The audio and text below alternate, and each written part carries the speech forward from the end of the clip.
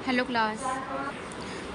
सो आपका सब्जेक्ट है fundamentals of health care delivery system in India. Okay,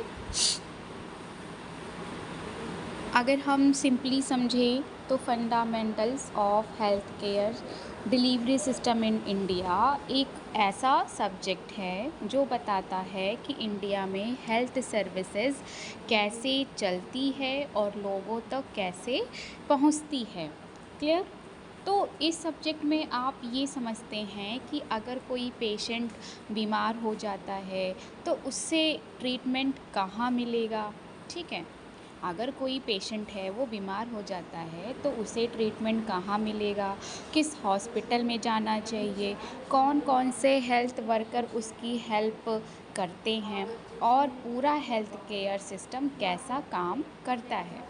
ठीक है, ये आपका सब्जेक्ट क्या है। देखो, ये जो सब्जेक्ट है ये इंडिया के पूरे हेल्थ केयर सिस्टम के बारे में है। ठीक है, इसमें आप पढ़ोगे कि इंडिया का हेल्थ सिस्टम कैसे बना हुआ है, गवर्नमेंट और प्राइवेट हॉस्पिटल का रोल क्या है, विलेज से लेकर मेडिकल कॉलेज तक ट्रीटमेंट का सिस्टम कैसा चल रहा है। ठीक, डॉक्टर हैं या फिर नर्सेज हो गए या फिर फिजियोथेरेपिस्ट हैं और दूसरे हेल्थ वर्कर मिलकर कैसे काम करते हैं। ठीक, गवर्नमेंट लोगों के साथ गवर्नमेंट लोगों के हेल्थ के लिए कौन कौन से प्रोग्राम्स चलाती हैं।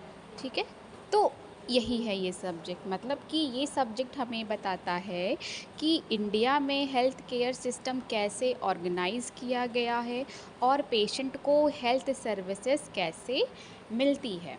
ठीक है, ये सब्जेक्ट हम क्यों पढ़ते हैं। देखो, ये जो है सिर्फ एक्सरसाइज सीखने के लिए नहीं होता है। ठीक है, एक फिजियोथेरेपिस्ट को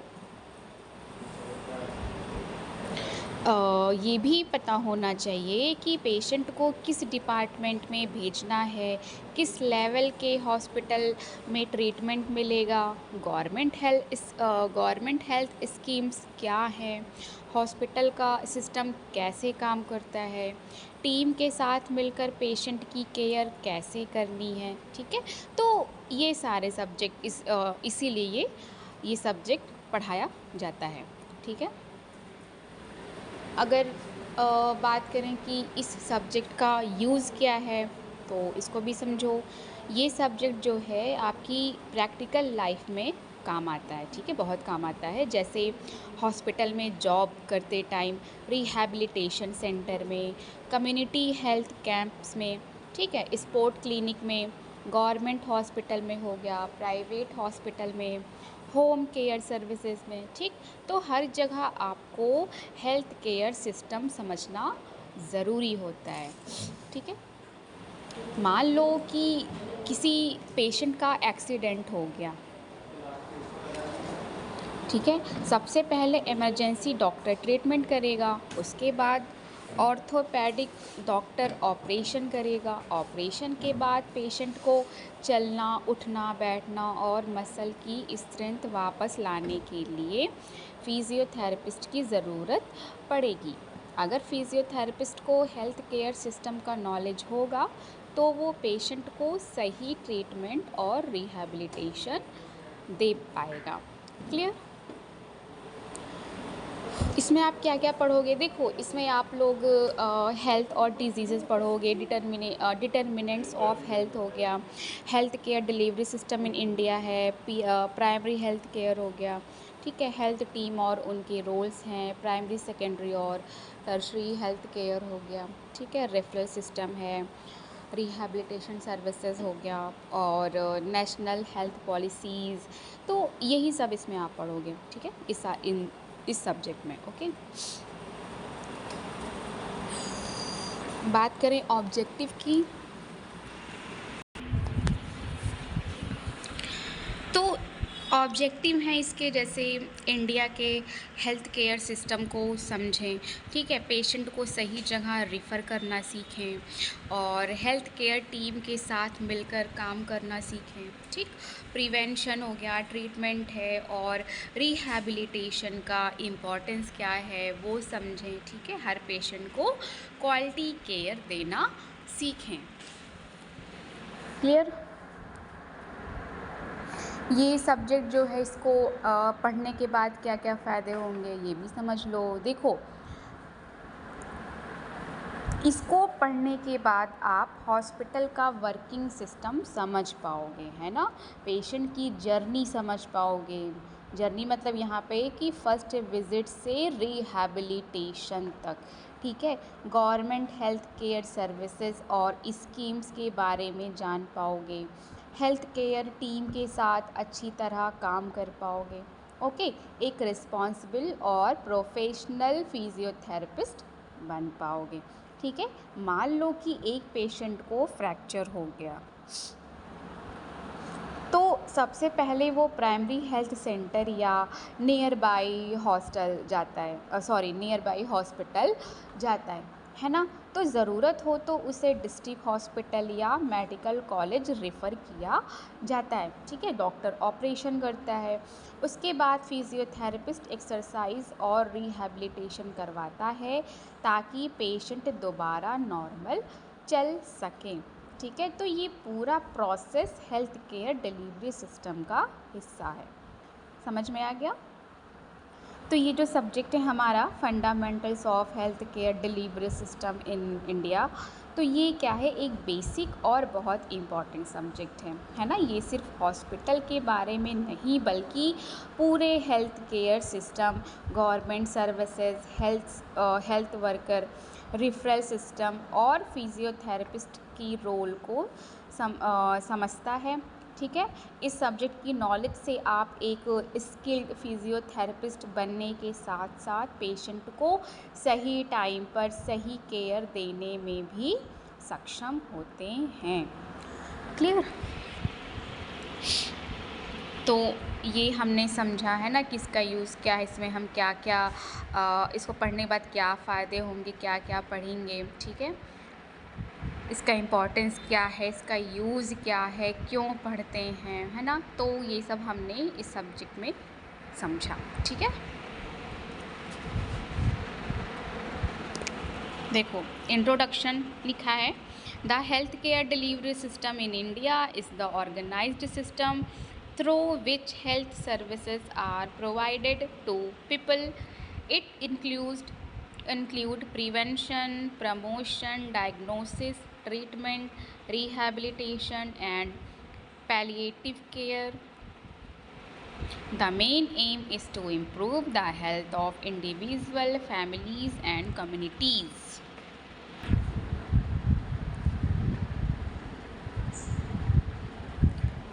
देखो, हेल्थ केयर जो है, हेल्थ केयर डिलीवरी सिस्टम का मतलब है इंडिया का पूरा मेडिकल सिस्टम जिसके थ्रू लोगों को हेल्थ सर्विसेज मिलती है। क्लियर? तो इस सिस्टम में बहुत सारे लोग और इंस्टीट्यूशन मिलकर काम करते हैं, है ना। जैसे हॉस्पिटल्स हैं, क्लिनिक हो गए, प्राइमरी हेल्थ सेंटर हैं, डॉक्टर्स हैं, नर्सेज हो गए, फिजियोथेरेपिस्ट हैं, फार्मासिस्ट है, लैब टेक्नीशियन हो गए। तो सबका एक ही एम होता है कि पेशेंट को सही टाइम पर सही ट्रीटमेंट मिले। क्लियर? मान लीजिए रमेश बाइक से गिर गया और उसका पैर फ्रैक्चर हो गया, ठीक है। अब देखिए कि हेल्थ केयर डिलीवरी सिस्टम कैसे काम करता है। तो सबसे पहले रमेश पीएचसी या नियर बाई हॉस्पिटल गया, है ना। डॉक्टर ने फर्स्ट एड दिया और एक्सरे लिखा, ठीक है। एक्सरे में फ्रैक्चर निकला, उसको डिस्ट्रिक्ट हॉस्पिटल रेफ़र कर दिया गया। ऑर्थोपेडिक सर्जन ने ऑपरेशन किया, ठीक है। फिर क्या, ऑपरेशन के बाद फिजियोथेरेपिस्ट ने एक्सरसाइज करवाई। कुछ हफ्तों बाद रमेश पैर से नॉर्मल चलने लगा। ये पूरा process health care delivery system के अंडर आता है। ओके, तो इसमें कौन कौन सी सर्विसेज होती हैं, देखो लिखा हुआ है यहाँ पे। It include prevention, promotion, diagnosis, treatment, rehabilitation and palliative care. Prevention मतलब डिजीज़ को होने से रोकना, ठीक है, डिजीज़ आने से पहले ही उसको रोकना, जैसे कि वैक्सीनेशन, हैंड वॉशिंग के थ्रू, है ना, सेफ ड्रिंकिंग वाटर से, मॉस्किटो कंट्रोल से, हेल्दी डाइट से, ठीक है। अगर डिज़ीज़ ही नहीं होगी तो ट्रीटमेंट की ज़रूरत भी कम पड़ेगी। फिर क्या है आपका हेल्थ प्रमोशन। हाँ, प्रमोशन वही हेल्थ प्रमोशन, मतलब लोगों को हेल्दी लाइफस्टाइल सिखाना, ठीक है, जैसे daily exercise, yoga, balance diet, stop smoking, health education, है ना, क्योंकि हेल्दी लाइफस्टाइल से डिजीज़ेस का रिस्क कम होता है। ओके, डायग्नोसिस मतलब पेशेंट को एक्चुअल डिजीज़ क्या है ये पता लगाना, ठीक है, जैसे ब्लड टेस्ट है, एक्सरे है, एमआरआई हो गया, सीटी स्कैन है, ईसीजी हो गया, ठीक है। जब तक डिज़ीज़ का सही डायग्नोसिस नहीं होगा तब तक प्रॉपर ट्रीटमेंट नहीं दिया जा सकता, ठीक है। फिर क्या है आपका ट्रीटमेंट, मतलब कि डिज़ीज़ को ठीक करना, ठीक है, जैसे मेडिसिन है, सर्जरी है, फिजियोथेरेपी हो गया, ड्रेसिंग है, ठीक है। ट्रीटमेंट से पेशेंट क्या है, रिकवर होता है ना, रिकवर करता है। रिहैबिलिटेशन, हाँ, रिहैबिलिटेशन का मतलब आपको नहीं पता होगा। देखो, रिहैबिलिटेशन मतलब क्या है, पेशेंट को डिजीज़ या इंजरी के बाद नॉर्मल लाइफ में वापस लाना। ये किसका है, ये फिजियोथेरेपिस्ट का सबसे इम्पॉर्टेंट रोल होता है। क्लियर, जैसे स्ट्रोक पेशेंट को चलना सिखाना या एक्सीडेंट के बाद एक्सरसाइज करवाना, जॉइंट रिप्लेसमेंट के बाद वॉकिंग ट्रेनिंग देना, ठीक है। सिर्फ ऑपरेशन कर देना इनफ नहीं होता, पेशेंट को नॉर्मल लाइफ में वापस लाना भी ज़रूरी होता है। ओके, फिर क्या है आपका पैलिएटिव केयर। हाँ, पैलिएटिव केयर मतलब ऐसे पेशेंट जिनकी डिज़ीज़ पूरी तरह ठीक नहीं हो सकती, उनको कंफर्ट और पेन रिलीफ देना, जैसे कैंसर पेशेंट है, टर्मिनल इलनेस हो गया, ठीक है, या फिर इन स्टेज किडनी डिजीज़ हो गया, ठीक। तो ऐसे पेशेंट को दर्द कम करना और क्वालिटी ऑफ लाइफ इम्प्रूव करना इम्पॉर्टेंट होता है। Okay, The main aim is to improve the health of individual, families and communities. मतलब कि हेल्थ केयर डिलीवरी सिस्टम का एम सिर्फ पेशेंट को मेडिसिन देना नहीं है, है ना। इसका मेन एम है इंडिविजुअल को हेल्दी बनाना, फैमिली को हेल्दी रखना, ठीक है, कम्युनिटी में डिज़ीज़ को कम करना, सबको हेल्थ केयर अवेलेबल कराना। क्लियर।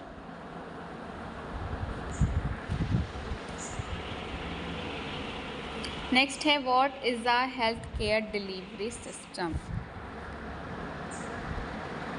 तो it is the network of hospitals, health centres, doctor, nurses, physiotherapist and other health care professionals who work together to provide medical care.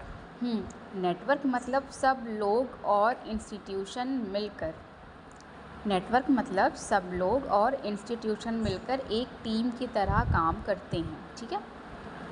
इसमें आपके शामिल हैं क्या क्या, हॉस्पिटल है, हेल्थ सेंटर हो गए, डॉक्टर्स हैं, फिजियोथेरेपिस्ट हैं, फार्मासिस्ट हैं, नर्सेज हैं और लैब टेक्नीशियन, ठीक है। तो ये सब मिलकर पेशेंट की केयर करते हैं। फॉर एग्ज़ाम्पल कि एक पेशेंट को पैरालिसिस हो गया, ठीक है, एक पेशेंट को क्या है, पैरालिसिस हो गया, तो डॉक्टर मेडिसिन देता है, नर्स पेशेंट की डेली केयर करती है, फिजियोथेरेपिस्ट एक्सरसाइज करवाता है, डाइटिशियन प्रॉपर डाइट बताता है, लैब टेक्नीशियन टेस्ट करता है ना। तो सब मिलकर पेशेंट को रिकवर करते हैं, इसी को हेल्थ केयर डिलीवरी सिस्टम कहते हैं, ठीक है।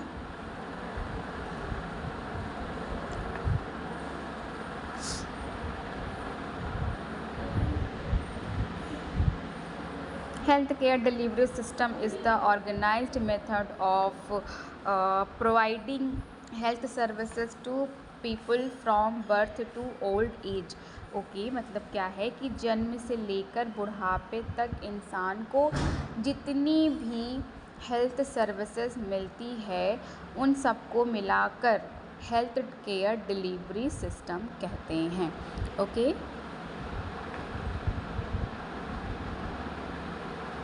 नेक्स्ट क्या है आपका objective of studying this subject. हाँ मतलब कि ये सब्जेक्ट इसलिए पढ़ाया जाता है ताकि आप क्या क्या है to understand the structure of the Indian health care system. ताकि इंडिया का हेल्थ केयर सिस्टम कैसे काम करता है ना. फिर क्या है know different levels of health care services, जैसे कि पीएचसी है, सीएचसी है, डिस्ट्रिक्ट हॉस्पिटल है और मेडिकल कॉलेज का रोल समझना. ठीक है. फिर क्या है understand the role of government and private health care. Government और प्राइवेट हॉस्पिटल में डिफरेंस समझना है. ठीक है. फिर क्या है learn the importance of primary health care. Disease को शुरू में ही रोकना और बेसिक ट्रीटमेंट देना. फिर क्या है know the role of physiotherapist in health care. ठीक है.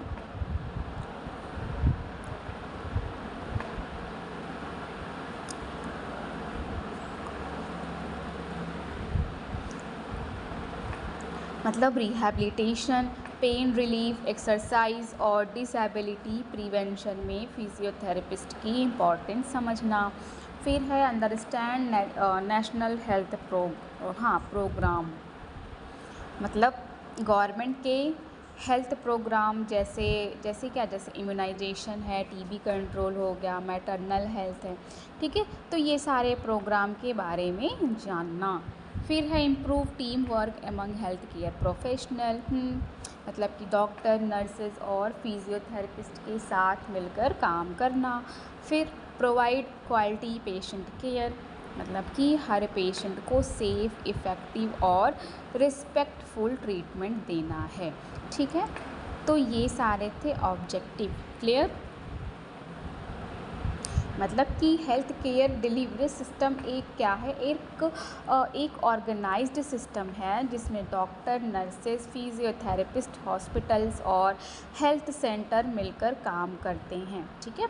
इस सिस्टम का ऑब्जेक्टिव सिर्फ डिज़ीज़ का ट्रीटमेंट करना नहीं है बल्कि डिज़ीज़ को प्रिवेंट करना, हेल्थ को प्रमोट करना, सही डायग्नोसिस और ट्रीटमेंट देना, रिहैबिलिटेशन करना और हर एज के लोगों को क्वालिटी हेल्थ केयर प्रोवाइड करना है. ठीक है.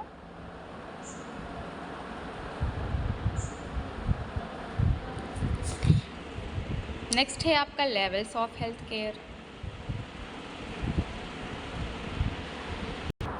लेवल भी समझ लीजिए. देखो लेवल्स ऑफ हेल्थ केयर का मतलब है कि इंडिया में हेल्थ सर्विसेज को 3 लेवल में डिवाइड किया गया है. ठीक है.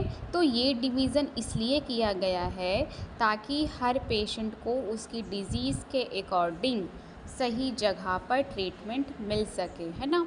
अगर सही छोटी बड़ी प्रॉब्लम के लिए सब लोग मेडिकल कॉलेज ही चले जाएंगे तो वहाँ बहुत भीड़ हो जाएगी.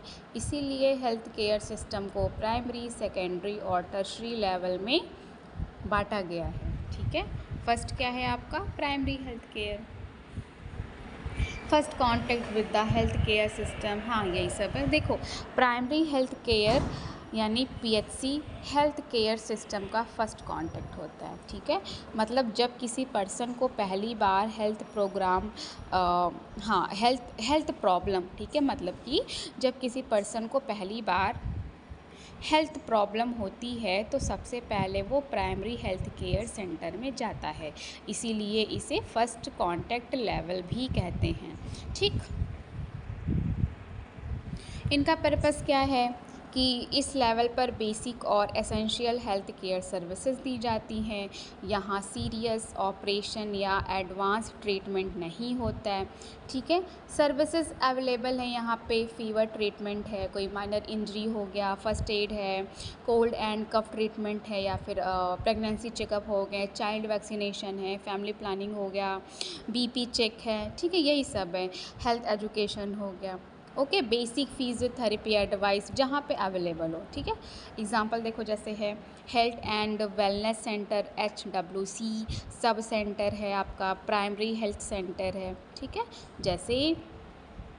जैसे कि रवि है, रवि को बुखार और सर्दी हो गई, ठीक, तो उसको सीधा एम्स जाने की ज़रूरत नहीं है। वो अपने गांव के PHC में जाएगा, डॉक्टर मेडिसिन देगा, 2-3 दिन में ठीक हो जाएगा। ये जो है ये PHC का एग्ज़ाम्पल था, ठीक है। PHC इम्पॉर्टेंट क्यों है, प्राइमरी हेल्थ क्यों इम्पॉर्टेंट है? डिज़ीज़ को शुरू में ही कंट्रोल करता है, राइट। ट्रीटमेंट जल्दी मिलता है, टाइम और मनी दोनों बचते हैं, है ना। हॉस्पिटल पर लोड कम होता है, विलेजेस तक हेल्थ केयर पहुंचती है। तो ये था प्राइमरी क्या था ये, प्राइमरी हेल्थ केयर, ठीक है। फिर है आपका सेकेंडरी हेल्थ केयर मतलब कि सेकेंड लेवल, ठीक। तो जब डिज़ीज़ थोड़ी सीरियस हो और स्पेशलिस्ट डॉक्टर की ज़रूरत हो, तब पेशेंट को सेकेंडरी हेल्थ केयर में भेजा जाता है, ठीक है। इस लेवल पर पेशेंट रेफरल सिस्टम के थ्रू आता है, किसके थ्रू, रेफरल सिस्टम के थ्रू आता है। यहाँ पे सर्विसेज मिलती है, एक्सरे है, स्पेशलिस्ट डॉक्टर हो गए, अल्ट्रासाउंड है, माइनर सर्जरी हो गई, और हॉस्पिटल एडमिशन हो गया, इमरजेंसी केयर है, ठीक है। जैसे सुमन का क्या है, एक्सीडेंट हो गया, तो PHC में फ़र्स्ट एड दिया गया, डॉक्टर ने देखा कि फ्रैक्चर है, उसको डिस्ट्रिक्ट हॉस्पिटल रेफ़र किया गया, ऑर्थोपेडिक डॉक्टर ने प्लास्टर लगाया। ये सेकेंडरी हेल्थ केयर का एग्जाम्पल था, ठीक है। अवेलेबल एट क्या क्या है आपका, CHC है, कम्युनिटी हेल्थ सेंटर हो गया, और डिस्ट्रिक्ट हॉस्पिटल है। ये क्यों इम्पॉर्टेंट है, इससे स्पेशलिस्ट ट्रीटमेंट मिलता है, ठीक है, बेटर डायग्नोस्टिक फैसिलिटीज़ होती है, और इमरजेंसी पेशेंट को जल्दी केयर मिलती है, ओके। नेक्स्ट है आपका tertiary health care, advance and specialised treatment available at medical colleges and super speciality hospitals. तो ये हेल्थ केयर का हाईएस्ट लेवल है, ठीक है, थर्ड लेवल है ना, हाईएस्ट लेवल है। यहाँ पे एडवांस और सुपर स्पेशलाइज्ड ट्रीटमेंट दिया जाता है, ठीक है। सर्विसेज यहाँ पे क्या क्या हैं, ऑर्गन ट्रांसप्लांट हो गया, कोई हार्ट सर्जरी है, ब्रेन सर्जरी हो गया, कैंसर ट्रीटमेंट है, किडनी ट्रांसप्लांट हो गया, ICU केयर है, ठीक है, एडवांस फिजियोथेरेपी हो गया, एंड रिहैबिलिटेशन है, ठीक है। अवेलेबल एट यहाँ पे देखो लिखा है, मेडिकल कॉलेज है, एम्स हो गए, कोई सुपर स्पेशलिटी हॉस्पिटल हो गए, ठीक है। जैसे एक पेशेंट को क्या है, एक पेशेंट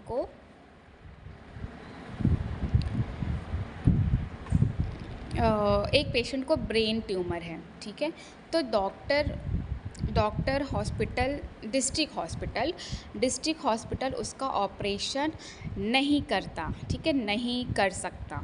एक पेशेंट को क्या है, ब्रेन ट्यूमर है, डिस्ट्रिक्ट हॉस्पिटल उसका ऑपरेशन नहीं कर सकता, ठीक है।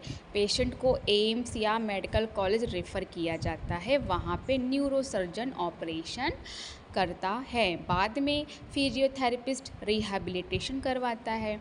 ये टर्शरी केयर था, ठीक है, इसका एग्जांपल मैंने बताया। ये क्यों इम्पॉर्टेंट है, कॉम्प्लेक्स डिजीज़ का ट्रीटमेंट होता है, एडवांस मशीन अवेलेबल होती हैं, हाईली एक्सपीरियंस्ड स्पेशलिस्ट होते हैं, ठीक है। तो प्राइमरी में क्या था आपका, फर्स्ट कांटेक्ट था, यहाँ पे बेसिक ट्रीटमेंट मिलती थी, जैसे कि PHC था, है ना, HWC हो गया कॉमन डिजीज़ के लिए। जो सेकेंडरी है आपका, उसमें स्पेशलिस्ट केयर मिलती है, मॉडरेट ट्रीटमेंट होता है, जैसे CHC है, और डिस्ट्रिक्ट हॉस्पिटल किस में आते हैं, सेकेंडरी में आते हैं, ठीक है। यहाँ पे सीरियस डिजीज़ का ट्रीटमेंट होता है। टर्शरी में क्या है, सुपर सुपर स्पेशलिस्ट केयर मिलती है, ठीक है। एडवांस ट्रीटमेंट है यहाँ पे, जैसे मैंने बताया मेडिकल कॉलेज हो गए, एम्स हो गए, ठीक, कॉम्प्लेक्स डिजीज़ेस के लिए। ओके, नेक्स्ट है आपका role of physiotherapy in health care. Physiotherapy health care team का क्या है, एक इम्पॉर्टेंट मेंबर होता है। क्लियर। तो डॉक्टर डिजीज़ ट्रीट करता है, ठीक है, लेकिन पेशेंट को नॉर्मल मूवमेंट और डेली लाइफ में वापस लाने का काम कौन करता है, फिजियोथेरेपिस्ट करता है। इसीलिए फिजियोथेरेपी को रिहैबिलिटेशन का बैकबोन माना जाता है, ठीक है। देखो फर्स्ट लिखा है पॉइंट में सारे, रिड्यूसिंग पेन है, इम्प्रूविंग मूवमेंट है, रिस्टोरिंग मसल स्ट्रेंथ हो गया। ओके, फर्स्ट क्या है, रिड्यूसिंग पेन, मतलब कि पेन को मेडिसिन के बिना या मेडिसिन के साथ एक्सरसाइज और थेरेपी से काम करना। जैसे बैक पेन पेशेंट को स्ट्रेचिंग और हॉट पैक दिया तो क्या हो गया, पेन कम हो गया, क्योंकि पेन कम होगा तभी पेशेंट नॉर्मल काम कर पाएगा। फिर क्या है आपका इम्प्रूविंग मूवमेंट, मतलब बॉडी के जॉइंट्स और मसल की मूवमेंट इम्प्रूव करना। जैसे शोल्डर जाम हो गया, फिजियोथेरेपिस्ट शोल्डर एक्सरसाइज करवाता है, मूवमेंट क्या है वापस आ जाती है। नेक्स्ट है आपका रीस्टोरिंग मसल स्ट्रेंथ, मतलब कि वीक मसल को स्ट्रॉन्ग बनाना। जैसे ऑपरेशन के बाद लेग मसल वीक हो गए, ठीक है, तो स्ट्रेटनिंग एक्सरसाइज से मसल दोबारा स्ट्रॉन्ग हो गई। नेक्स्ट है आपका प्रिवेंटिंग डिसेबिलिटी, मतलब कि पेशेंट को परमानेंट डिसेबिलिटी से बचाना। जैसे स्ट्रोक पेशेंट अगर फिजियोथेरेपी ना करे तो क्या है, तो हाथ पैर परमानेंटली स्टिफ हो सकते हैं। रेगुलर फिजियोथेरेपी से डिसेबिलिटी कम होती है। नेक्स्ट है आपका प्रोवाइडिंग रिहैबिलिटेशन आफ्टर इंजरी और सर्जरी, मतलब कि पेशेंट को नॉर्मल लाइफ में वापस लाना। जैसे नी रिप्लेसमेंट के बाद पेशेंट चल नहीं पा रहा, ठीक है, चल नहीं पा रहा था, तो फिजियोथेरेपिस्ट वॉकिंग ट्रेनिंग और एक्सरसाइज करवाता है, पेशेंट दोबारा चलने लगता है।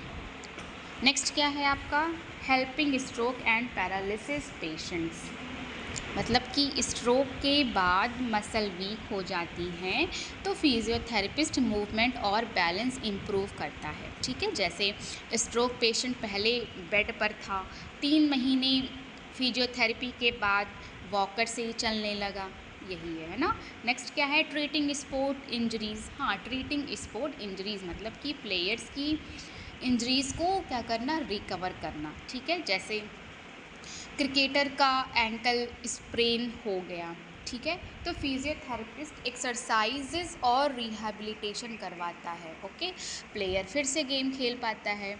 नेक्स्ट क्या है टीचिंग पॉस्चर एंड एक्सरसाइजेज, मतलब सही पॉस्चर और एक्सरसाइज सिखाना। जैसे ऑफिस वर्कर को नेक पेन रहता था, फिजियोथेरेपिस्ट ने करेक्ट सिटिंग पॉस्चर और नेक एक्सरसाइज सिखाई, पेन क्या है धीरे धीरे ख़त्म हो गया। क्लियर। तो ये जो 3 लेवल्स हैं ये हमने पढ़े और हमने रोल पढ़ा।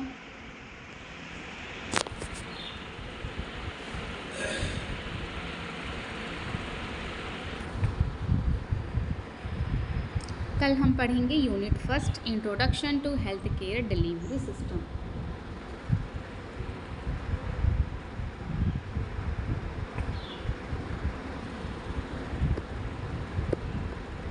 बाकी आज की क्लास में हमने डिस्कस किया what is the health care delivery system, objective हमने पढ़ा, लेवल्स ऑफ हेल्थ केयर हमने पढ़ा, ठीक है, प्राइमरी सेकेंडरी टर्शरी, रोल क्या है फिजियोथेरेपिस्ट का ये हमने पढ़ा, ठीक। कल की क्लास में हम पढ़ेंगे यूनिट फर्स्ट, ओके।